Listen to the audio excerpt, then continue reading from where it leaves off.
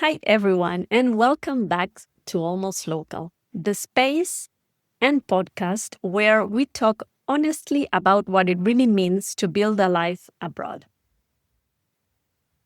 Today, I'm joined by Carolina. She's our guest today in the podcast, and she's just 2 months into her new chapter in Sydney, Australia.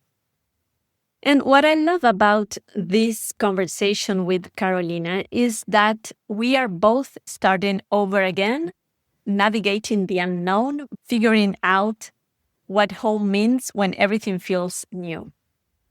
Carolina has moved many, many times. She moved to Spain from Colombia, then the UK, New Zealand, Japan twice, the US, Colombia, and now Australia, Sydney. And she brings such grounded wisdom about starting again, raising kids abroad, finding connection, balancing excitement with grief for the place you've left. So let's dive in. Hello, Carolina. Thank you for joining me today for another episode of Almost Local. I'm excited to have you here and share your journey abroad with the community. I've been talking with Carolina about her journey navigating life abroad. She's now at the moment living in Australia, in Sydney. She's just recently moved there, so she's new to the country. We are on the same page at the moment because she's been there for 2 months. I've been in New Zealand for 3 months, so we are starting a new life. Welcome, Carolina. Tell us a bit about your journey. Thank you, Maria, for inviting me to this podcast. I'm very happy to be here and share my journey and learn from you as well for the steps along the way during this process.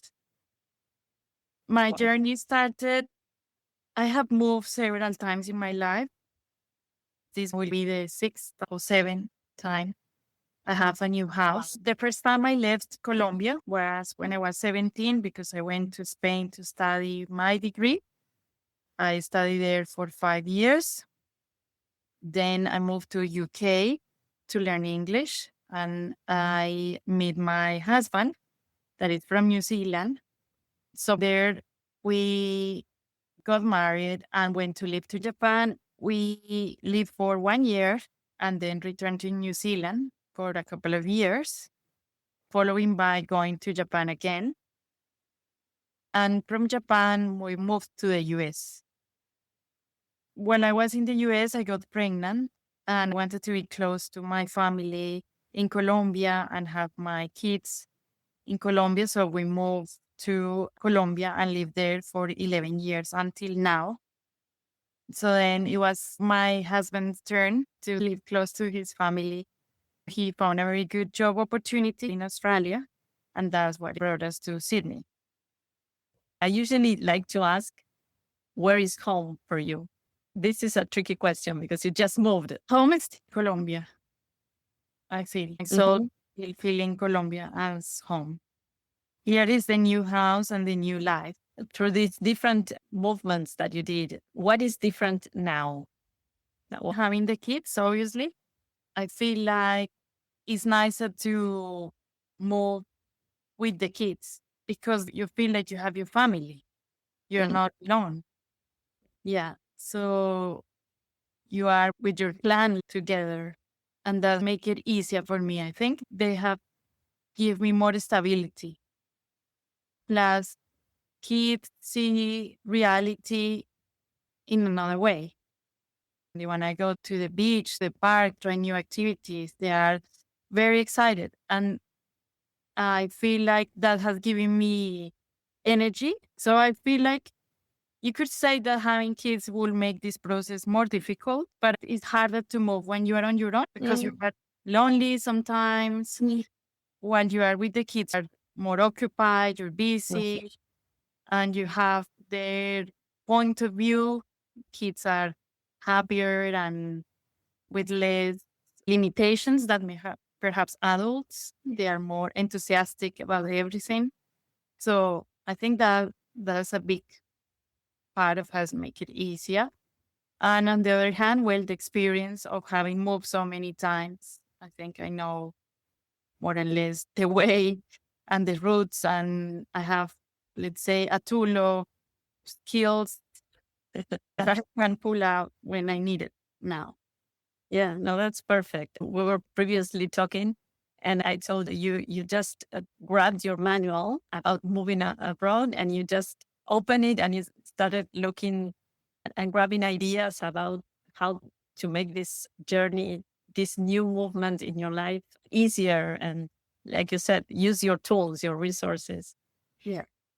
So for someone who is moving for the first time, what would be those tools that you would suggest? I think try to find what makes you happy. Follow your heart.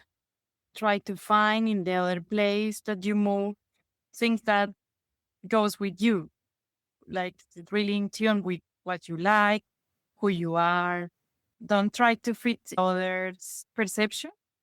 Look, there is a space for everybody, everywhere, no matter who you are, your preference, your ideals, your values. There is place always for you. It's just a matter of finding it. So I think that because you're so different and trying to fit in this new culture is one big job.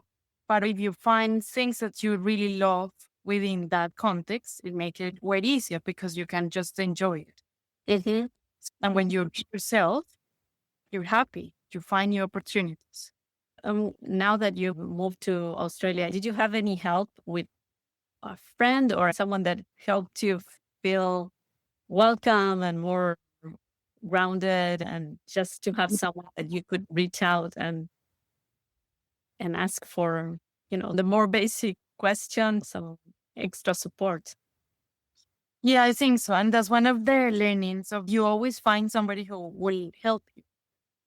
I've been very lucky. A friend of a friend who has been answering my questions, asking how I am, how I'm going, what I need, giving me suggestions for everything. Something that I did in advance before I moved.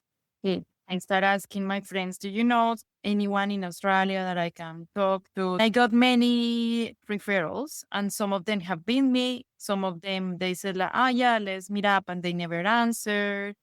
But the ones that have answered have been awesome. You just need one or two good people. It's something that you have to do and be prepared that some people are just busy. It's not like they don't want to help you. They might be in another situation that is hard for them as well. Yeah. We were talking before we connected to share our experiences. Now that you've settled, your two daughters are in school, we're still grieving home, Colombia, and your life there. How are you navigating this? How do you keep going and at the same time missing and enjoying? Because you're in a beautiful city. Sydney is lovely. You were saying that sunshine, and it's a perfect city. How do you balance that? You are happy, but at the same time missing. What's that feeling? Yeah, I want to be at my house and open the windows and be familiar. I call my friends. I call my colleagues because I'm grieving a lot about my work. I talk to them. I talk to my family and keep in contact. I have found as well certain things here that remind me home. So, like I found some food, for instance. I have been dancing salsa already just to balance that, I think, to find here what I like. And that has been helpful to balance it, not just to forget about it, just to not like I'm looking for Colombians or Colombian food every day. I want to have something from Colombia. Something that reminds you and that's there. Food is a really important thing. When you leave your country, it's something that you instantly miss, right? Luckily, here in Australia, you can find papaya and mango and some of the tropical fruits. And so now that you have all this experience, you moved several times, but you still try to keep friendships and those people that you met on the way, you try to keep those connections alive. Why do you think it's important? I always find that there are some beautiful people you meet, and Your friendships become your family. A friend is closer to a sister or to a brother, auntie, or cousin. They become your family. When you are far away from them, you feel still that relationship, that connection with them. Mm. I think that is important to keep in contact, keep in touch, talking. It has become for me since I moved so many times lifestyle and keep in contact with them. It has been wonderful that every time I go back to that place where I moved, I find my friends there. Yeah. I feel very blessed to have so many friends all over the world now. Carolina, if you were back to that 17-year-old girl, what would you say to her about what's going to happen about this lifestyle and what the future holds? Maybe everything is gonna be okay and it's gonna work out. I always will find somebody who is gonna help me, and also that relationships can remain. Because I think that when I was younger, I was like, oh, if I move, I'm gonna lose my friends. And maybe I did some, but others stay forever. And they've been here since then. So the good friendships are gonna last. They do last. Trust on that. Follow your heart. Do what you wanna do. I love that. Follow your heart. It's so important. One last thing I'd like to know, and I love to learn from you, Carolina, is why have you moved so much, or why did you choose not to stay in Colombia? I think that I always like to explore Mm. and to learn new things, to explore new cultures. And Yeah. that's what makes me very happy. Even in Colombia, I have the opportunity to travel a lot and visit places that were really remote. Me, that was like, I love that because I could explore new things and learn about new cultures within Colombia. So I think that is something that comes with me. Is there anything you'd like to share if someone is listening and they are starting a new life? Any suggestions, anything that you'd like to say that you think could be helpful at this stage? That is a process and it takes time. Mm. And Be more patient. patient, yeah, more than we want to. And even myself, sometimes when you get to a place, you just want to have it all sorted out and Yeah. feel normal and just feel Yeah. like you can carry on with your life. But It doesn't work like that. it will happen eventually, but it takes a while. In the meantime, these first months are quite difficult. Do you agree? Try to enjoy, even Yeah, they are difficult, but you will look back and say, oh, remember when we moved and we were settling in. that's why you need to find things that you love where Mhm. you are. I think that's helped me a lot here. Since I always take some time to do something that I love, and that's make a difference. Thank you, Carolina. Thank you so much. No, It's been, thank you, Maria, for inviting. it's been a pleasure learning about you, your journey. Thank you so much for sharing and for being here, and I appreciate your time. And for those who are listening, we also hope to add some sense of adventure to them as well. Thank you for inviting me. It's been great to reflect upon the process. Thank you.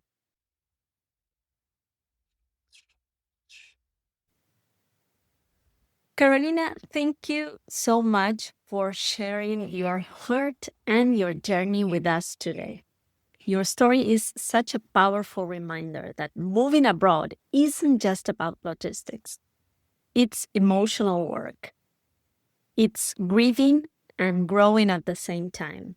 It's missing what we know while slowly building something new. What you shared today about finding what you love in a new place, trusting that people will show up for you, holding on to friendships across borders, and giving yourself time will resonate with so many people listening. And to everyone tuning in, wherever you are in your own story and journey abroad, whether you've just arrived, you are in the messy middle, or you're finally starting to feel almost local, I hope this episode reminds you that you are not doing this alone. If you'd like more support on your journey, don't forget you can download our free mini expat workbook. It's a simple guide written by me to help you reflect, settle, and feel more almost local wherever you are.